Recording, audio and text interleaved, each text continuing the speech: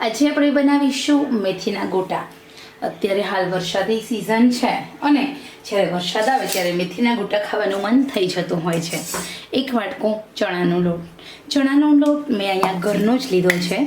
સાથે આપણે અહીંયા એક વાટકી નાની મેથી લેવાની છે। મેથીના પાંદ છે, મેથીને ધોઈ અને મેથીના પાનને આપણે વીંટી લેવાના અને એ ત્યારબાદ આપણે મેથી છે એકદમ ઝીણી બારીક સમારી અને આપણે ચણાના લોટમાં એડ કરવાની છે। અહીંયા ઇન્સ્ટન્ટ મેથીના ગોટા કેવી રીતે બને છે એની આ રેસીપી છે। ખરેખર ખૂબ મજાની આ રેસીપી છે। નાના મોટા સૌ કોઈને ભાવે એવી ટેસ્ટી સ્વાદિષ્ટ મેથીના ગોટા કેવી રીતે બનાવવા તેની આ રેસીપી છે। અત્યાર સુધીને આ મેથીના ગોટા બનાવવાની સૌથી બેસ્ટ રેસીપી છે। જો તમે આવી રીતે મેથીના ગોટા બનાવશો તો નાના મોટા સૌને ભાવશે, લોકો પ્રેમથી ખાશે અને ખાતા જશે અને વાહ બોલતા જશે। મેથીના ગોટા હોય અને આપણે મેથી એડ ન કરીએ એવું બને જ નહીં, માટે અહીંયા આપણે મેથીને ઉમેરવાની છે એકદમ ઝાઝી, જેના કારણે આપણા મેથીના ગોટા છે તે વધારે ટેસ્ટી બને। હવે અહીંયા આપણે બધા મસાલા કરીશું। તો બધા મસાલા કરવામાં સૌથી પહેલાં આપણે એડ કરવાનું છે ટેસ્ટ અકોર્ડિંગ નમક ઉમેર્યા પછી હું અહીંયા હળદર એડ કરીશ, અડધાની અડધી ચમચી હળદર ઉમેર્યા પછી લાલ મરચું એડ કરવાનું છે। લાલ મરચું ઉમેર્યા પછી તમારે એડ કરવાનું છે ગરમ મસાલા સાથે તમે આદુ મરચાંની પેસ્ટ પણ ઉમેરી શકો છો। હું થોડા તલ પણ ઉમેરું છું અને સાથે આપણે 1 ચમચી જેટલું દહીં એડ કરીશું। દહીં ઉમેરવાથી આપણા જે ગોટા છે એમાં આપણે જે ખાવાના સોડા નથી ઉમેરવા પડતા અને એકદમ સરસ મજાના આપણા સોફ્ટ મજાના જાળીદાર આપણા મેથીના ગોટા બને છે। તો અને આપણે તમે એડ કરો તો થોડું ખાવાના સોડા પણ એડ કરજો, કરવો હોય તો, અને 1 ચમચી તેલ એડ કરવાથી સોફ્ટ બને છે, જાળીદાર બને છે। બસ અહીંયા મસાલા આપણે વધારે પડતા નહીં એડ કરીએ, માત્ર આટલા જ એડ કરવાના છે। સૌથી પહેલાં આપણે હલાવી લેવાનું છે, એ પછી આપણે તમે ચાહો તો તમે અજમો પણ ઉમેરી શકો છો। અહીંયા આપણે થોડા તલ એડ કર્યા છે।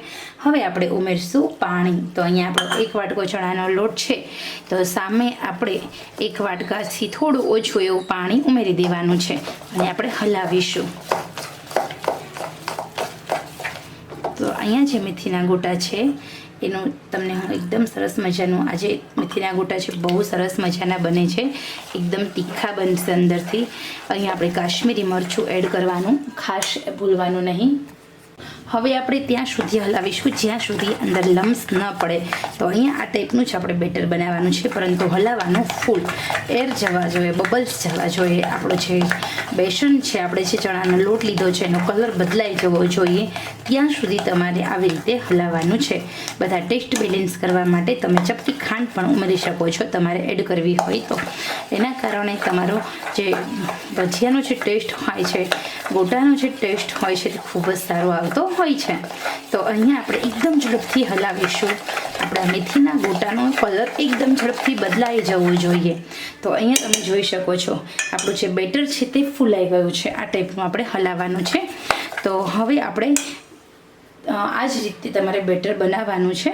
તમે અહીંયા હવે લાલ મરચું છે એ થોડું વધારે લીધું છે, કાશ્મીરી છે તમે લાલ મરચું ઓછું લેશો તો પણ ચાલશે, પરંતુ તમારું ટેસ્ટી તો બનશે જ મેથીના ગોટા। તળવા માટે આપણે તેલ મૂકવાનું છે, તેલને આપણે ચેક કરવાનું છે કે તેલ આપણું તળવા યોગ્ય ગરમ થયું છે કે નહીં। તો એકદમ સરસ મજાનું આપણું તેલ તળવા યોગ્ય ગરમ થઈ ગયું છે। તો હવે આપણે મેથીના ગોટાને પાડી લેવાના છે। તો અહીંયા આપણે ચમચીની મદદથી મેથીના ગોટાને પાડીશું, જેના કારણે આપણા હાથ ગંદા ન થાય અને આપણા ગોટા છે એકદમ સરસ મજાના બની જાય।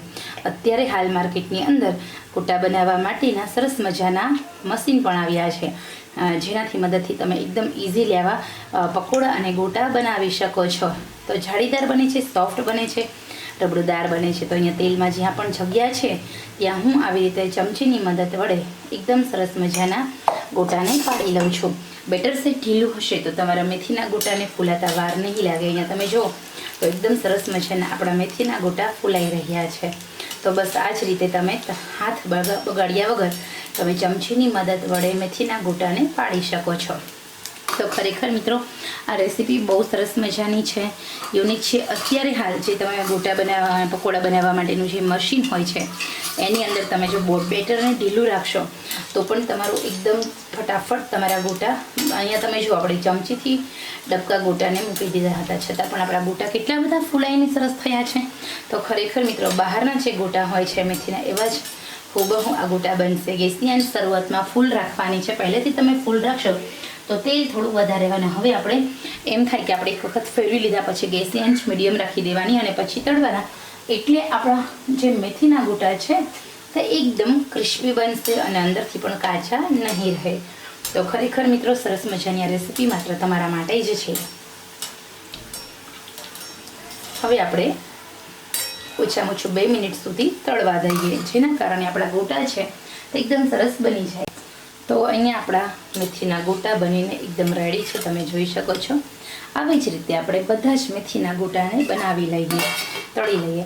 આ મેથીના ગોટા છે એની ખાસિયત એ છે કે તમે ખાશો તો તમારા હાથ છે એ સહેજ પણ તેલવાળા નહીં થાય અને અંદરથી એકદમ જાળીદાર અને બહારથી એકદમ ક્રિસ્પી એવા આપણા મેથીના ગોટા છે બનીને રેડી થઈ ગયા છે, તમે જોઈ શકો છો. આવી જ રીતે આપણે બધા જ મેથીના ગોટાને બનાવી લઈએ. આપણે અહીંયા સ્પૂનની મદદથી જ આપણે મેથીના ગોટાને બનાવીશું. તેલ છે ગેસની આંચ અહીંયા મેં સ્લો ટુ મીડિયમ જ રાખી છે. તેલમાં જ્યાં પણ જગ્યા હોય ત્યાંથી આપણે મેથીના ગોટાને પાડી દેવાના છે. ખરેખર મિત્રો બહુ સરસ મજાની આ રેસીપી છે. અહીંયા તમારો હાથ તો બિલકુલ ગંદો થતો જ નથી, પરંતુ ફટાફટ તમારા મેથીના ગોટા બની જાય છે. ઘરે આવનાર ગેસ્ટના સ્વાગત માટે કે પછી ફટાફટ તમારે નાસ્તો બનાવવાનો છે, કોઈ નાસ્તાના ઓપ્શનમાં જો તમે આ રેસીપી ચૂઝ કરશો તો ફટાફટ બની જશે. ખરેખર મને કંટાળો આવતો હતો. આજે મારા પાસે ઓપ્શન વિડીયો બનાવવાનો, મારે રોજ નવા વિડીયો બનાવવાના હોય છે. વિડીયો બનાવવાનો જે ઓપ્શન હોય એમ આજે મારી પાસે કોઈ વસ્તુ હતી જ નહીં. માત્ર ને માત્ર બેસન હતું અને મેથી હતી. તો મને થયું કે ચલો આજે હું એકદમ સરસ મજાનો તમારા સૌ કોઈ માટે સરસ મજાનો વિડીયો શેર કરું. અહીંયા તેલમાં જ્યાં પણ જગ્યા હોય ત્યાં તમારે મૂકી દેવાના છે. મેથીના ગોટા બનાવવાની આ રેસીપી બહુ ઇઝી છે. આમ તો આપણે બધા જ વર્ષોથી આપણા ઘરમાં મેથીના ગોટા બનાવતા જ હોય છે. બસ આવી રીતે જો તમે યુનિક મસાલા સાથે બનાવશો તો તમારા છે મેથીના ગોટા છે તે વધારે ટેસ્ટી બનશે, સ્વાદિષ્ટ બનશે, મજેદાર બનશે. અને હવે આપણે આ જે તૈયાર થયેલા જે ગોટા હોય છે એને આપણે ફેરવી લઈશું. મિત્રો આ મેથીના ગોટા હોય છે એની સાથે સાથે તમે ડાકોરના ગોટા, પછી પતરીના ભજીયા એ બધું જ ખાઈ શકો છો. તો અહીંયા તમારા એકદમ સરસ મજાના મેથીના ગોટા છે એની રેસીપી આ ખરેખર તમને પસંદ આવી હોય તો ચોક્કસ લાઈક શેર સબસ્ક્રાઈબ કરજો. મેં અહીંયા સરસ મજાના મેથીના ગોટા બનાવી લીધા છે. તમે પણ આવી રીતે મેથીના ગોટા બનાવજો અને નાના મોટા સૌ કોઈને ખવડાવજો. તો ચલો પહેલાં આપણે બધા જ ગોટાને તળી લઈએ. તો ખરેખર મિત્રો આ મેથીના ગોટા બનાવવાની રેસીપીનો વિડીયો કેવો લાગ્યો ચોક્કસ કોમેન્ટ બોક્સમાં કહેજો. આજે આપણે બનાવીશું મેથીના ગોટા. ચલો જોઈએ રેસીપી.